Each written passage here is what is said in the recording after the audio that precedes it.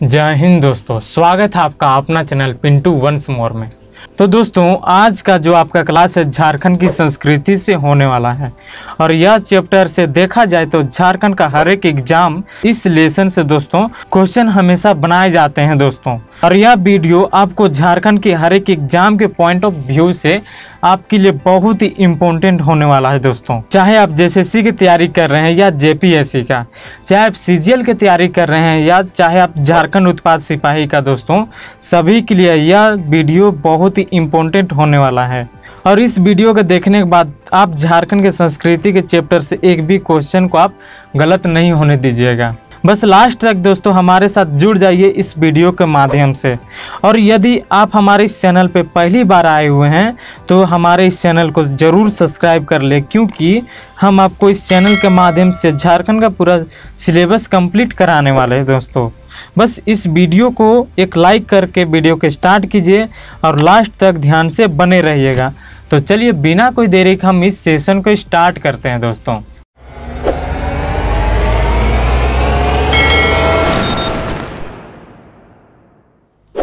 तो दोस्तों, आज हम शुरुआत करेंगे झारखंड की संस्कृति से, आपका झारखंड की जनजातियों से। और झारखंड के जनजातियों में देखा जाए तो सबसे फर्स्ट में हम आपको शुरुआत करने वाले हैं संस्थाली जनजाति के बारे में दोस्तों। ठीक है, तो यह वीडियो में आप लास्ट तक बने रहिएगा। तो चलिए देखते हैं संस्थाली जनजातियों का उनका आर्थिक और सामाजिक स्वरूप को देखते हैं। देखा जाए तो संस्थाली जनजाति जो है दोस्तों, यह झारखंड की सर्वाधिक जनसंख्या वाली जनजाति है। ठीक है, यह जनजाति देखा जाए तो कुल जनसंख्या का लगभग 35% है दोस्तों। झारखंड की कुल जनसंख्या का संस्थाल जनजाति जो है दोस्तों, यह 35% है। ठीक है, यह आपके लिए बहुत ही इम्पोर्टेंट है, यह 35% है दोस्तों। ठीक, और यह भारत की तीसरी सबसे सर्वाधिक जनसंख्या वाली जनजाति है दोस्तों। संस्थाल जनजाति जो है पूरे इंडिया की यह तीसरी सबसे सर्वाधिक जनसंख्या वाली जनजाति है दोस्तों। ये इम्पोर्टेंट है, इसको आप ध्यान में रखिएगा। ठीक है, यह इंडिया की सबसे ज़्यादा तीसरी जनसंख्या वाली जनजाति है दोस्तों। और प्रथम में पूरे भारत में कौन सी जनजाति आती है तो आपका हो जाता है भील। ठीक है, फर्स्ट में भील और दूसरा में आ जाता है दोस्तों आपका, दूसरा में आ जाता है गोंड। ठीक है, दूसरा में देखिए यहाँ पे गोंड जनजाति आता है दोस्तों। ठीक, यह इम्पोर्टेंट है। और तीसरा में आपका संस्थाल जनजाति आता है दोस्तों। और संस्थाल जाति देखा जाए तो झारखंड की सबसे बड़ी जनजाति है। ठीक है, इसको आप इम्पोर्टेंट दीजिएगा। और चलिए नेक्स्ट आपको देखिए, नेक्स्ट पॉइंट क्या है। झारखंड आने से पूर्व इनका जो निवास स्थान था दोस्तों, यह पश्चिम बंगाल में था। समझे, संस्थाल जनजाति के जो झारखंड आने से पहले इनका निवास स्थान देखा जाए तो आपका पश्चिम बंगाल में था दोस्तों इन सारे का। ठीक है, जहाँ इन्हें सर्वोत्तर कहा जाता था। और जहाँ ये जनजाति संस्थाल जनजाति के दोस्तों पश्चिम बंगाल में क्या नाम से जाना जाता था, सर्वोत्तर नाम से जाना जाता था। ठीक है, चलिए नेक्स्ट देखिए क्या है। इनका सर्वाधिक संकेंद्रण देखा जाए तो झारखंड के उत्तर पूर्वी क्षेत्र में है, जिसके कारण इस क्षेत्र को संस्थाल परगना कहा जाता है दोस्तों। यदि संस्थाल जनजाति के निवास स्थान देखा जाए तो दोस्तों झारखंड का आपका ये संस्थाल परगना में देखने के लिए अधिकतर मिलता है दोस्तों। संस्थाल परगना में कौन कौन जिला आता है तो संस्थाल परगना में आपका देखिए देवघर आता है दोस्तों, जामताड़ा, दुमका, गोड्डा, पाकुड़ और साहेबगंज आता है दोस्तों। ठीक है, ये 4-5 जो जिले हैं, 1 2 3 4 5 6 उत्तर पूर्वी झारखंड के उत्तर पूर्वी में जो 6 जिले हैं दोस्तों, देवघर, जामताड़ा, दुमका, गोड्डा, पाकुड़, साहेबगंज, इसमें अधिकतर संस्थाली जनजाति देखने के लिए मिलते हैं दोस्तों। इसके अलावा आपको संस्थाल परगना के अतिरिक्त देखा जाए तो हजारीबाग, बोकारो, चतरा, रांची, गिरिडीह, सिंहभूम, धनबाद, लातेहार तथा पलामू में भी देखने के लिए मिलते हैं दोस्तों। ठीक है, और राजमहल पहाड़ी क्षेत्र इनके निवास स्थान को दामिन एवं को कहा जाता है दोस्तों। और साहेबगंज का जो राजमहल का पहाड़ी क्षेत्र है दोस्तों, वहाँ पे संस्थाली निवास स्थान को दामिन ए को के नाम से जाना जाता है दोस्तों। यह क्वेश्चन जेएसएससी के द्वारा पूछा गया है, इसको आप ध्यान में रखिएगा। और संस्थाल जनजाति के संबंध देखा जाए तो दोस्तों ये लोग जो हैं प्रोटोएस्ट्रोलॉइड प्रजाति समूह से आते हैं दोस्तों। ये प्रोटोएस्ट्रोलॉइड क्या है तो यह एक मानव प्रजाति का समूह बनाया गया है दोस्तों। ठीक है, समझे, यदि आप जियोग्राफी पढ़े होंगे तो आपको यह चीज़ पता होगा। चलिए नेक्स्ट पॉइंट दोस्तों देखिए यहाँ क्या बोल रहा है। संस्थाल प्रजातीय और भाषाई दृष्टि से संस्थाल जनजाति जो है दोस्तों, ये ऑस्ट्रो एशियाटिक समूह से साम्यता रखते हैं दोस्तों। ठीक है, इनकी यदि भाषा देखा जाए तो दोस्तों इनकी भाषा क्या है, ऑस्ट्रो एशियाटिक के समूह से यह साम्यता रखते हैं दोस्तों। ठीक है, ये भी क्वेश्चन देखा जाए तो पूछा गया था दोस्तों। ठीक, चलिए नेक्स्ट पॉइंट, यह जनजाति बसे हुए किसानों के समूह से संबंधित है दोस्तों। अधिकतर संस्थाली देखा जाए तो अधिकतर क्या है, किसानों के एक समूह है दोस्तों। और संस्थाल जनजाति के मुख्य आर्थिक स्रोत देखा जाए तो दोस्तों आप ये लोग कृषक ही होते हैं, किसान ही होते हैं दोस्तों, इसीलिए यह जनजाति बसे हुए किसानों के समूह में से संबंधित है दोस्तों। ठीक है, चलिए नेक्स्ट पॉइंट देखिए क्या बोल रहा है। लुगुबुरु को संस्थाल का संस्थापक पिता माना जाता है दोस्तों। ठीक है, लुगुबुरु को संस्थाल का संस्थापक माना जाता है दोस्तों।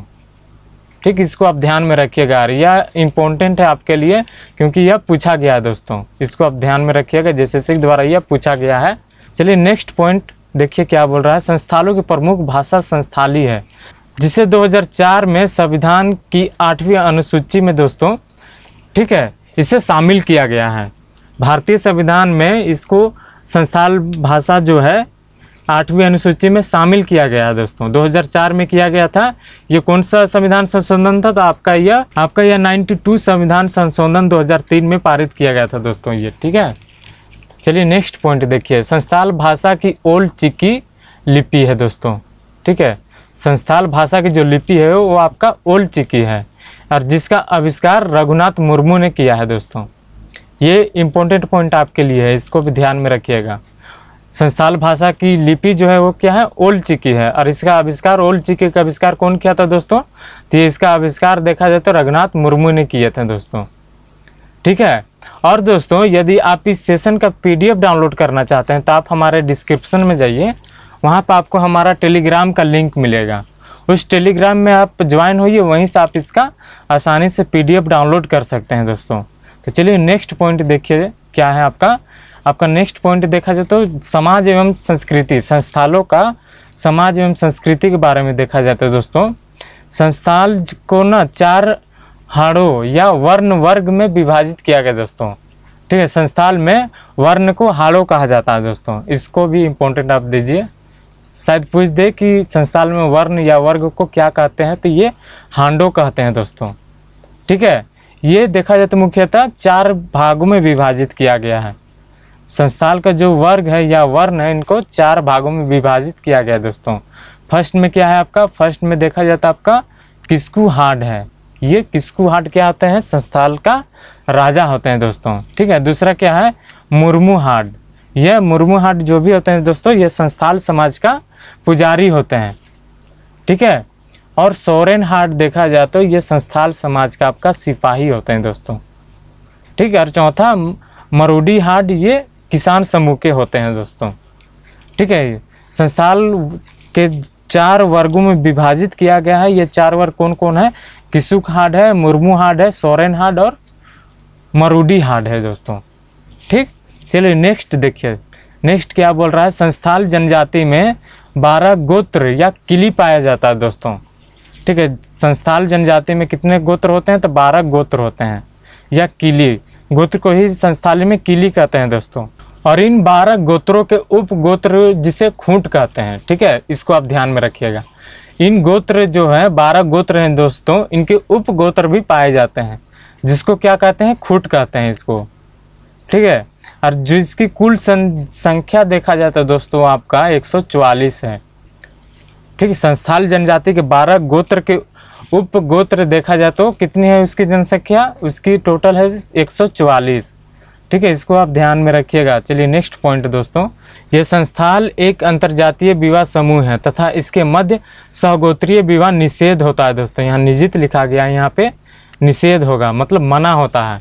एक ही गोत्र में आप विवाह नहीं कर सकते हैं संस्थालीय जनजातीय समूह में दोस्तों। ठीक है, ये यहाँ पे निषेध होगा, इसको आप यहाँ पे सुधार कर लीजिए। और दोस्तों संस्थाल जनजाति में बाल विवाह की प्रथा प्रचलन नहीं है।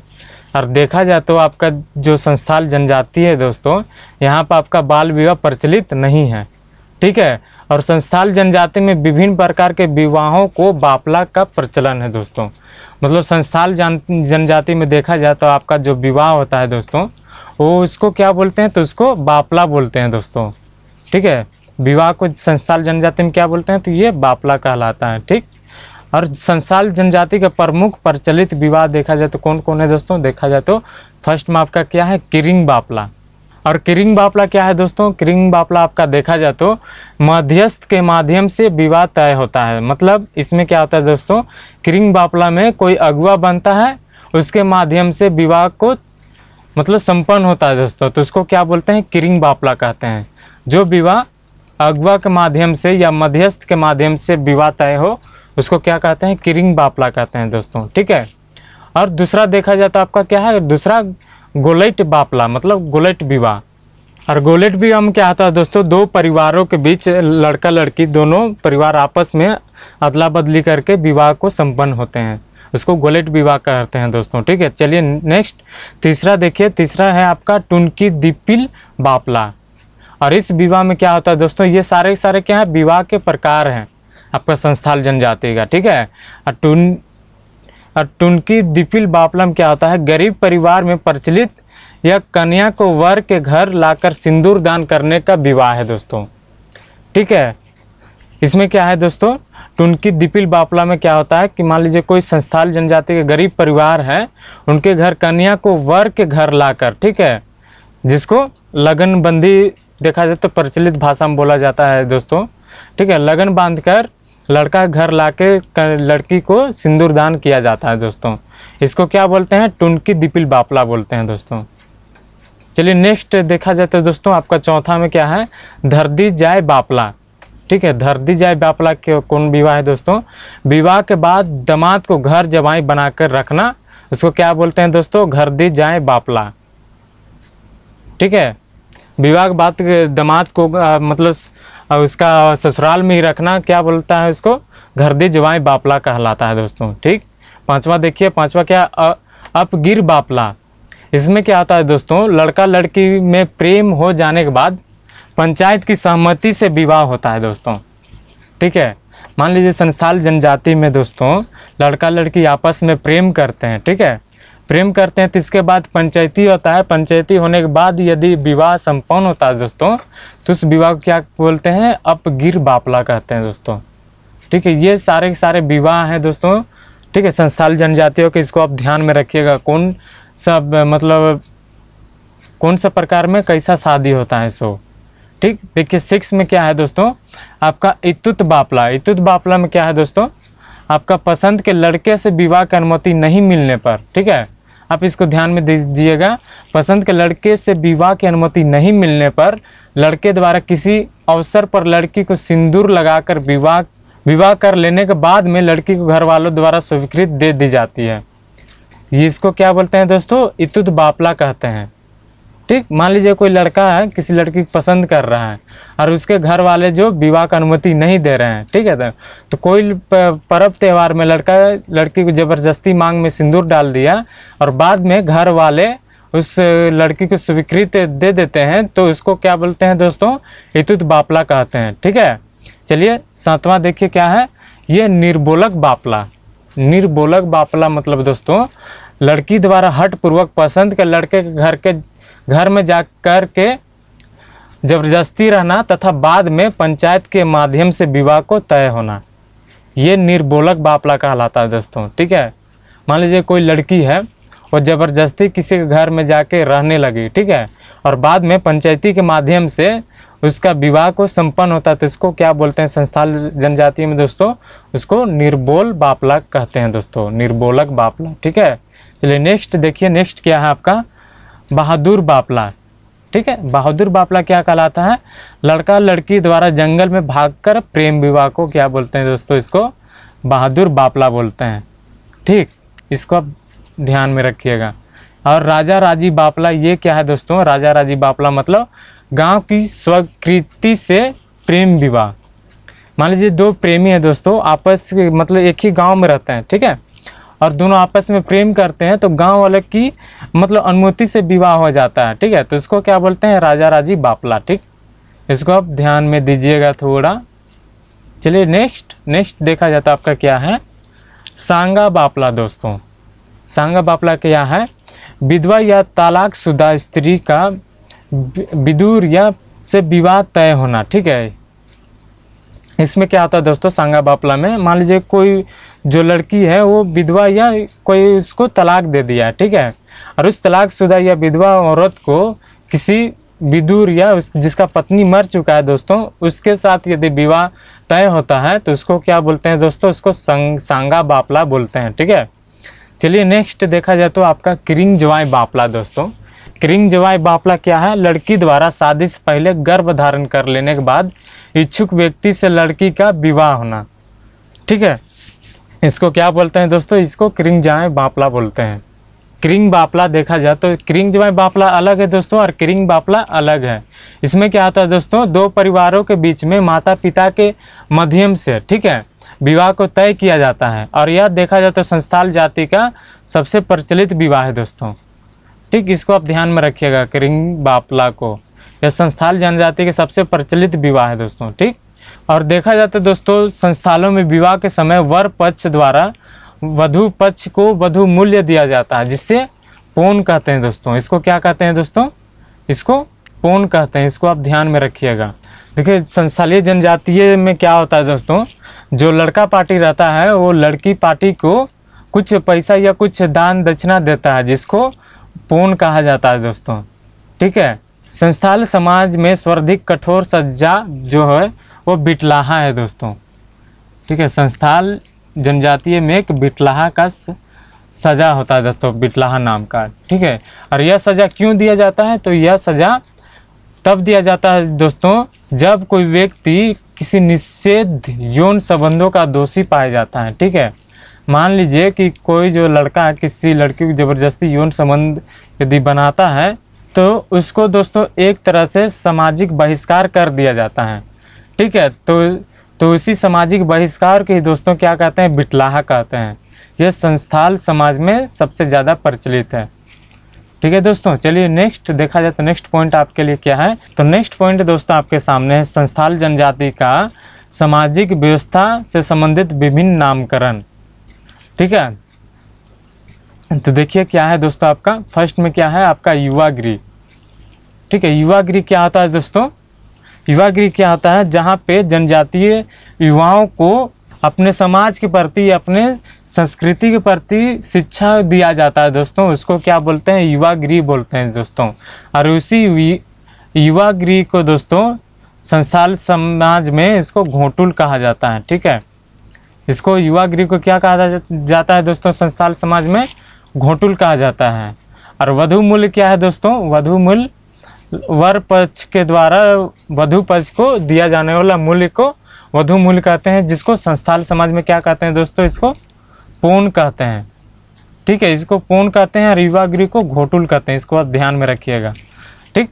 और ग्राम प्रधान को संस्थाल समाज में दोस्तों मांझी कहते हैं, ठीक है।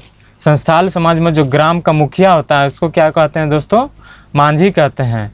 और उप ग्राम प्रधान को मतलब उप मुखिया को क्या कहते हैं दोस्तों, प्राणिक या प्रमाणिक कहते हैं, ठीक है। इसको आप ध्यान में रखिएगा, प्राणिक या प्रमाणिक कहते हैं दोस्तों। इसी प्रकार मांझी का सहायक भी होता है दोस्तों, ठीक है, जो ग्राम प्रधान है उसका सहायक है, ठीक है। ग्राम प्रधान को क्या बोलते हैं, मांझी, और मांझी का जो सहायक होता है दोस्तों उसको जोग मांझी कहते हैं, ठीक है। और गांव का एक संदेश वाहक होता है दोस्तों संस्थाल जनजातीय में, ठीक है, जिसको क्या बोलते हैं, गुड़ैत या गुड़ाइत कहते हैं उसको, ठीक है। संस्थाल जनजाति में क्या बोलते हैं दोस्तों, गुड़ैत या गुड़ाइत कहते हैं, किसको, गांव का संदेश वाहक को, मतलब डाकिया को, ठीक है। और संस्थाल जनजाति में दोस्तों गांव को आतो कहते हैं, ठीक है। गांव को क्या कहते हैं संस्थाल जनजाति में, आतो, ठीक। इसको आप ध्यान में रखिएगा, ये बहुत ही इम्पोर्टेंट पॉइंट है दोस्तों, ठीक है। और दोस्तों इतना समय हो जाने के बाद भी अभी तक भी आप हमारे इस सेशन को लाइक नहीं किए तो लाइक ज़रूर कर दे दोस्तों, और कमेंट साथ में करते जाएं और हमारा मोटिवेशन भी बढ़ाएं, ठीक है। चलिए नेक्स्ट पॉइंट क्या है दोस्तों, देखिए ग्राम प्रधान अर्थात मांझी के पास जो प्रशासनिक एवं न्यायिक अधिकार होते हैं दोस्तों। संस्थाल जनजाति में देखा जाए तो ग्राम प्रधान अर्थात मांझी के पास प्रशासनिक एवं न्यायिक अधिकार होते हैं, ठीक है। और मांझी थन में संस्थाल गांव की पंचायत बैठक होती है, मांझी थन मतलब दोस्तों संस्थाल का जो आखड़ा होता है उसको मांझी थन कहते हैं, ठीक है, जहाँ पे संस्थाल की गाँव की बैठक होती है दोस्तों, ठीक है। और इस बैठक में इस जनजाति में महिलाओं का मांझी थान मानव वर्जित होता है दोस्तों, ठीक है। मांझी थान जो होता है वहाँ पे महिलाओं का आना मतलब निषेध होता है, वर्जित होता है दोस्तों वहाँ पे, ठीक है। ठीक, नेक्स्ट देखा जाए तो नेक्स्ट क्या पॉइंट है दोस्तों, आपका संस्थाल जनजाति के लोग जो है दोस्तों आपका चित्रकारी के कार्य में अत्यंत निपुण होते हैं, ठीक है। और इस जनजाति में एक विशेष चित्रकला पद्धति प्रचलित है जिसे कोमकट चित्रकला कहते हैं दोस्तों, ठीक है। यह आपके लिए इम्पोर्टेंट है। संस्थाल जनजाति में एक विशेष चित्रकला प्रचलित है जिसको क्या कहते हैं, कोमकट चित्रकला कहते हैं दोस्तों, ठीक है। और इस चित्रकला में विभिन्न प्रकार के बर्तनों का चित्र बनाया जाता है। और कोमकट चित्रकला में क्या विभिन्न प्रकार के बर्तनों का चित्र बनाया जाता है दोस्तों। और इस जनजाति में गोदना गोदाने का प्रचलन भी पाया जाता है, समझे। इस जनजाति में क्या है, गोदना। आपको गोदना क्या है दोस्तों, गोदना वही जो हाथ में गोदाते हैं उसको गोदना कहते हैं, ठीक है। और यह आपका गोदाना पर मतलब संस्थाल जनजाति में प्रचलन है दोस्तों। और पुरुषों के बाएं हाथ में समानता सिक्का का चित्र होता है, ठीक है। और देखा जाए तो पुरुषों में आपका एक सिक्का का गोदना गोदाया जाता है, मतलब एक सिक्का का चित्र का गोदना गोदाया जाता है दोस्तों। तथा बिना सिक्के के चित्र वाले पुरुष के साथ कोई भी संस्थाली लड़की जो होती है दोस्तों वो किसी भी पुरुष से विवाह करना पसंद नहीं करती है। संस्थाल जनजाति को ऐसा लड़का दोस्तों जिसका हाथ में यदि कोई सिक्का का गोदना नहीं गोदाया गया है तो संस्थाल जनजाति के लड़की जो है उस लड़के से जल्दी विवाह करना पसंद नहीं करते हैं दोस्तों, ठीक है। चलिए नेक्स्ट देखा जाए तो नेक्स्ट पॉइंट आपके सामने है दोस्तों। इस जनजाति में माँ को बोंगा के नाम से जाना जाता है दोस्तों, मतलब जो हम लोग महीना बोलते हैं दोस्तों, संस्थाल जनजाति में उसी माँ को क्या बोलते हैं, बोंगा कहते हैं, ठीक है। और माघ बोंगा को दोस्तों वर्ष कहते हैं। जो हम लोग ईयर या वर्ष बोलते हैं, 1 साल 2 साल जो वर्ष होता है दोस्तों उसको माघ बोंगा कहते हैं दोस्तों संस्थाल जनजाति में, ठीक है। इसको आप ध्यान में रखिए। चलिए नेक्स्ट आपके देखा जाए तो संस्थाल जनजातियों का दोस्तों आपका महत्वपूर्ण पर्व तथा उसके नाम, ठीक है। संस्थाल जनजातियों का महत्वपूर्ण पर्व तथा उसके नाम देखा जाए तो फर्स्ट में क्या है दोस्तों, फर्स्ट में आपका बा पर्व है दोस्तों, ठीक है, जिसको संस्थाली में बा पर्व कहा जाता है। उसको हम लोग क्या बोलते हैं दोस्तों, सरहुल कहते हैं। और सरहुल हाल फिलहाल में कल परसों बीता है दोस्तों, बहुत ही धूमधाम से मना, ठीक है। और यह देखा जाए तो यह पर्व दोस्तों चैत माह में मनाया जाता है दोस्तों। संस्थाली में जो बा पर्व या सरहुल होता है दोस्तों ये कब मनाया जाता है, यह चैत माह में मनाया जाता है, ठीक है। दूसरा क्या है दोस्तों, दूसरा आपका कर्मा भी संस्थाली जनजाति में मनाया जाता है। और कर्मा कब मनाया जाता है दोस्तों, ये आपको सभी को पता होगा, भादो माह के एकादशी के दिन कर्मा पर्व को मनाया जाता है। और तीसरा आपका देखा जाए तो महत्वपूर्ण इनका पर्व देखा जाता है दोस्तों एरोक है, ठीक है।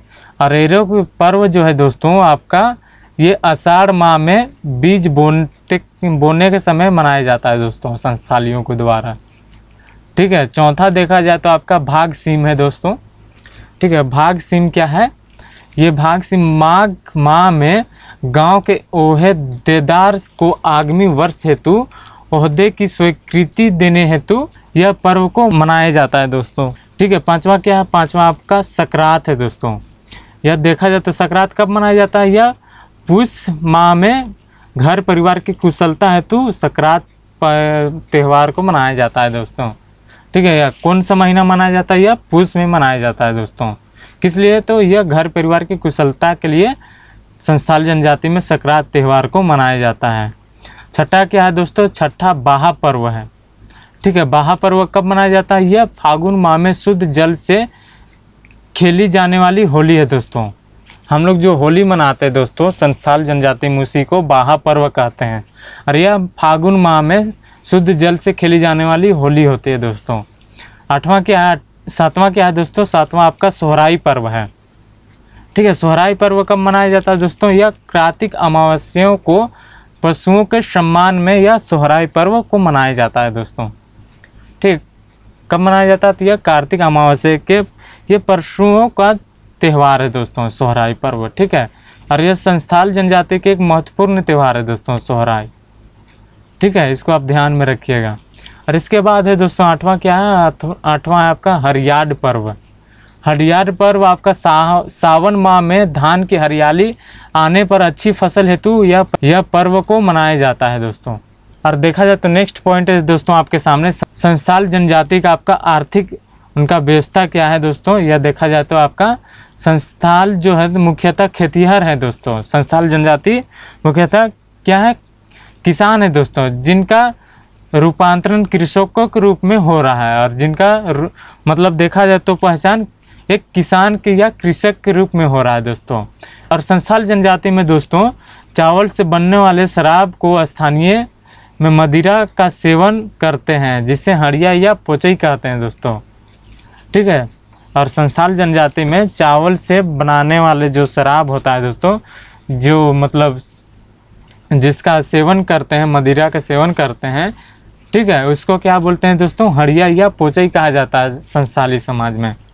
ठीक है, और संस्थाली जनजाति के लोग बुनाई में के कार्य में अत्यंत कुशल होते हैं दोस्तों। ये भी इनका आर्थिक स्रोत है, बुनाई से भी ये लोग कुछ मतलब पैसा अर्जित करते हैं दोस्तों। और देखा जाए तो संस्थाल जनजाति की दोस्तों धार्मिक व्यवस्था जो होता है, ठीक है, यह क्या है, संस्थाल का प्रधान देवता सिंगा बोंगा या ठाकुर है दोस्तों। ठीक है, इसको आप ध्यान में रखिएगा। संस्थाल का जो प्रधान देवता होता है दोस्तों, ये सिंगा बोंगा होते हैं, जो सृष्टि का रचयिता माना जाता है संस्थाल जनजाति में। ठीक है, और दूसरा पॉइंट है दोस्तों, संस्थालों का दूसरा प्रमुख देवता मारंग बुरु होता है दोस्तों। ठीक है, क्या होते हैं तो दूसरा प्रमुख देवता है ये मारंग बुरु होते हैं संस्थाल जनजाति का। संस्थालों को प्रधान ग्राम देवता को जाहिर एरा कहते हैं। ठीक है, देखिए यहाँ पे ये इम्पोर्टेंट है आपके लिए। संस्थाल का प्रधान ग्राम देवता को जाहिर एरा कहते हैं, जिसका निवास स्थान ज़्यादा थान, मतलब क्या बोलते हैं ज़्यादा थान किसको बोलते हैं दोस्तों, सखुआ या महुआ पेड़ों के झुरमुट के बीच में स्थित होता है दोस्तों। ठीक है, जिसको ज़्यादा थान कहते हैं, इसको आप ध्यान में रखिएगा। ज़्यादा थान किसको कहते हैं, सखुआ या महुआ के पेड़ों के झुरमुट के बीच स्थित रहता है ज़्यादा थान। ठीक है, जहाँ पे कौन सा देवता रहते हैं दोस्तों, संस्थालों के प्रधान ग्राम देवता रहते हैं जाहिरा एरा। ठीक है, जिसको लोग देखा जाए तो बोलचाल के भाषा में गंवाट बोलते हैं दोस्तों, वो इसको संस्थाली समाज में जाहिर एरा कहते हैं। ठीक है, चलिए नेक्स्ट आपका देखा जाए तो संस्थालों के गृह देवता को ओड़क बोंगा कहते हैं दोस्तों। जो घर का देवता होता है, गृह देवता जो होता है दोस्तों संस्थाल समाज में, वो ओड़क बोंगा कहलाता है। ठीक है, संस्थाल गांव के धार्मिक प्रधान को नायक कहते हैं। और देखा जाता है दोस्तों संस्थाल जनजाति में जादू टोना के मामले में स्त्रियां, संस्थाली स्त्रियां जो होती है दोस्तों, ये विशेष मानी जाती है। समझे, मतलब ये रूढ़िवादी भी अपनाते दोस्तों, कुछ जादू टोना भी ये लोग मतलब मान्यता रखते हैं। ठीक, इसके बाद संस्थालों में शव को जलाने या दफनाने दोनों प्रकार की प्रथा को प्रचलित है दोस्तों। संस्थाल जनजाति में मान लीजिए कोई व्यक्ति का निधन होता है दोस्तों, उनको मतलब जलाया भी जाता है या उनको दफनाया भी जाता है दोस्तों। यह दोनों प्रकार का जो है क्रियाक्रम अपनाया जाता है संस्थाल समाज में। ठीक है, तो दोस्तों इस सेशन में इतना ही। यह सेशन आपको यदि अच्छा लगा होगा तो आप हमारे इस सेशन को लाइक कीजिए। यदि चैनल को सब्सक्राइब नहीं किया तो चैनल को जरूर सब्सक्राइब कीजिए दोस्तों। और आपका कुछ भी क्वेश्चन है तो आप कमेंट में पूछना मत भूलिएगा। और साथ में आप हमारे डिस्क्रिप्शन में जाइए, वहाँ पे आपको हमारा इंस्टाग्राम का आईडी भी मिल जाएगा। आप हमको इंस्टाग्राम में भी फॉलो कर सकते हैं, साथ में टेलीग्राम में भी फॉलो कर लीजिए और इसका पीडीएफ आप आसानी से डाउनलोड कर लीजिए दोस्तों। तो चलिए मिलते हैं नेक्स्ट सेशन में, तब तक के लिए जय हिंद।